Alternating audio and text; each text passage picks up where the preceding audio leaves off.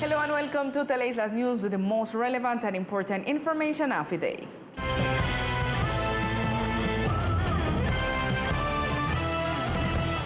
In recent days, the government announced the control measures that will apply throughout the insular territory. The Secretary of Government of the island stated how the controls will be implemented as of this reopening. Throughout Decree 03/25, the departmental government announced the reopening of all the bars and nightclubs in the department, as well as the lifting of the curfew measure that was imposed on the island. However, even the restrictions were removed, it is important to continue to comply with all the biosafety protocols, specifically in those establishments. Referente al tema de la reapertura económica del sector. Referring to the issue of the economic reopening and of the sector of the night entertainment, where we have the reopening of the bars and nightclubs, the Secretariat of Government exercises its function of control and surveillance through the National Police, since it is outlined in the Law 1801 of 2016 of the Police Code, in which this activity are exercised specifically by the police.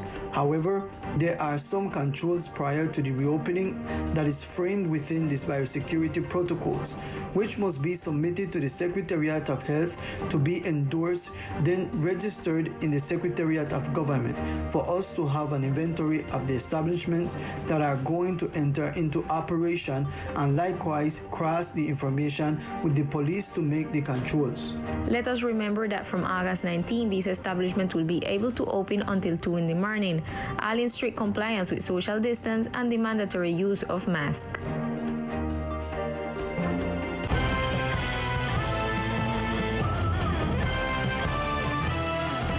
The regional channel Teleislas clarifies different projects that they have and are currently working on with the departmental government.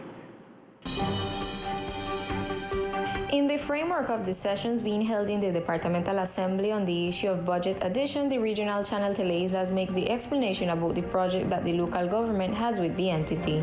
We really do contract with Gobernación. This year we have developed only 2 contracts. Number one, the institutional program of the governor on Wednesday, that he started to use it again because the next governor didn't like to do this type of, I would say, broadcast. And second, the production of the emancipation that we just finished do in a couple weeks. The channel Teleislas has a direct relationship with the local government, as this founding partner has the 14% of the shares of the channel, as the 6% is held by the municipality of Providence and 80% is the remaining shares belong to the Ministry of the ICTs. Also, the manager stressed that if there is a regional channel to be used and does not see the need to use other channels to disseminate local government information, to make this and other clarifications, the channel manager requests to be given a space to clarify any doubts that the Duma has. Some of the people in the assembly saying that why they have to contract Teleislas and not contract Tele-Caribe or Tele-Antioquia. I don't see sensible now wise for a channel that exists in here and a government who function here to contract an channel for outside. We can do the same thing, and we have been doing it sometimes free because the law gives the opportunity to do that. So why, when money exists, Teleislas can't embrace the opportunity and do the production? So really, I think that we should consider, when we're talking about the institution and the entity, to have an exact information or listen to the person who manage. If it's not me, it's the financing or the production area can give a complete report about that. Teleislas will be attentive to the development of this news event. Today in the afternoon, in the facilities of the Departmental Assembly, an extraordinary plenary session was held, which concluded with the approval of a project that seeks to benefit the island community.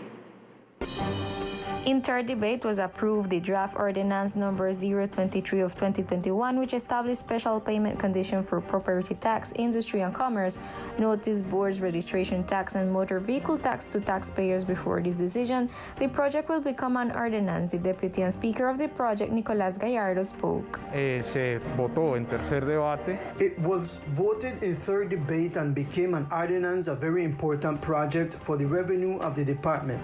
The government headed by the departmental administration and its Secretary of Finance, sent to the Budget Committee, of which I am a member and speaker of this important project to achieve some funds collected impromptu, which had already been passed, and that will help all traders and people of the archipelago who have some kind of debt with the department to be able to approach and not be charged these late interests. With this new decision, the Duma hopes to streamline the collection of funds by the local government without affecting the community. The inscription of the current academic offer that sena has for the community will be available until tomorrow. In this regard, the head of communications invited those interested to enroll in different modalities and courses in the virtual platform of sena.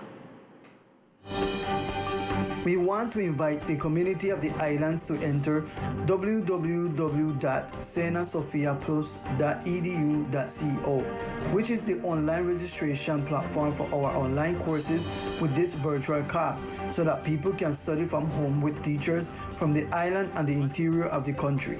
The official also announced the academic offer for enrollment. We have technical courses in stabilization of financial operations, administrative support in health, agricultural projects, among others. Also technologist courses in international physical distribution and 4 specialization courses in human talent competency-based management, marketing and online business models, diagnosis and organizational analysis for productive units. There are 27,000 places in the 16 training programs available for all people in virtual mode. Sena also reiterates the importance of completing the registration process, which concludes with the delivery of the documents requested by email. The departmental administration is approaching the population of the islands, providing different brigades such as health, cleaning, among others, because the idea is to cover all sectors of the island. The community has shown an excellent reception to the different sessions that the government secretariat has developed in the framework of the Citizen Coexistence program as a tool for approaching vulnerable and difficult population in the territory. About the activities developed by the portfolio, the Secretary of Government, Kayan Howard, referred. We are very pleased with the health campaigns that we did on Saturday in the New Guinea sector. In fact, this is framed in the Citizen Coexistence program, where our coexistence managers make an approach with the community, through which it was decided to make this health day as a community meeting in which processes of general medicine, dentistry, growth and development and vaccinations were made. The Secretariat of Education was also present with the toy library, where the children could have fun. We also had the support of the National University, the Carabineros group, and with whom they could ride the horses. It was a very interesting day. The community was very happy. According to the Secretary, the idea is to take these activities to all the sector of the archipelago and to approach and accompany all these neighborhoods that have difficulties in order to make visible a positive way to doing things and living together.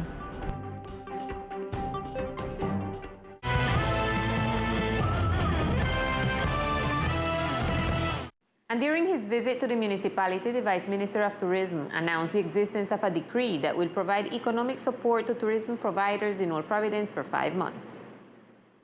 The Ministry of Tourism is about to issue a decree for economic support to the tourist providers. This was announced by the Vice Minister of Tourism during his visit to the municipality.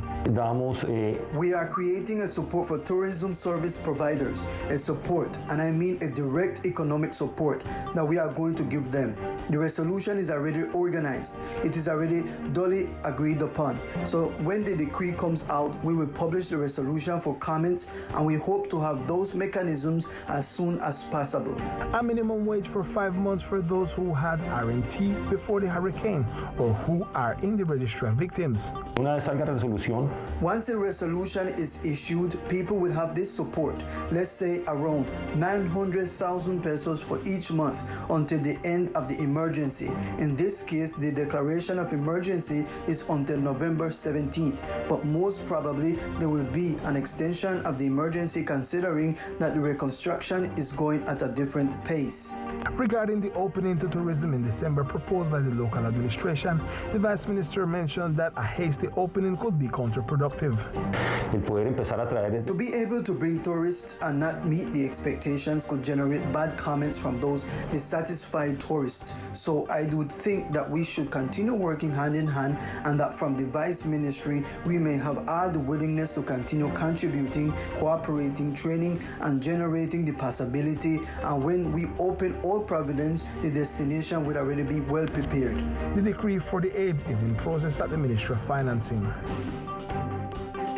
And with the help of a private enterprise, the Red Cross has been implementing the Socioeconomic Recovery Project with the objective of reactivating the productive units of the population affected by the passage of Hurricane Iota. As part of the Socioeconomic Recovery Project led by the Red Cross, in order to contribute to the rebuilding and resilience of Old Providence affected by Hurricane Iota, productive units received tools to help them get on their feet. The Socioeconomic Recovery Project has a part that seeks to recover the activities of the productive units, both agricultural and commercial. The deliveries we have been making have been for farmers, so we have been delivering a series of equipment and tools to work the fields. The project seeks to benefit 120 productive units. 60 of them focus on agriculture and the other 60 on commercial units. We delivered what the beneficiaries requested in order to reactivate their economic activity. The farmers asked for tools to work the fields. They requested a part of the transfer that we are going to give them in cash so that they can make adjustments to their pens and other things they need. Deliveries for these productive units will continue for the next few months. We are delivering shovels, hoses, post-hole diggers, and different types of tools to work the fields. I think deliveries will continue until November, since the logistics here in Old Providence are a bit complicated, and we are delivering weekly as the suppliers are delivering the products.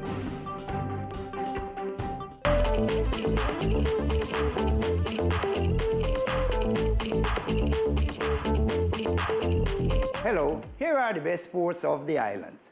The Islander baseball player Tito Polo has been one of the most outstanding foreign players in the Mexican Baseball League. Sports definitely brings many emotion and positive situations in life. However, stumbles and mistakes are also a part of the formation and success of our good athlete. An example of this overcome is Tito Polo, who with discipline and dedication has become one of the best players in this season in the Mexican League. De verdad, muy agradecido con Dios y con todas esas personas. I am very grateful to God and to all those people who supported me and have believed in me from the beginning. It was a great season. Now it's time to rest from the season and wait to prepare for what is coming next. So I am very happy and thank you very much, because every day you are watching my videos, every day you are seeing my results, and it is really a great support for me. Many good things are on the way for Tito Polo and for San Andres baseball. I want baseball to grow because there is a lot of talent, there is a lot of material. It's useless to have it and not exploit it.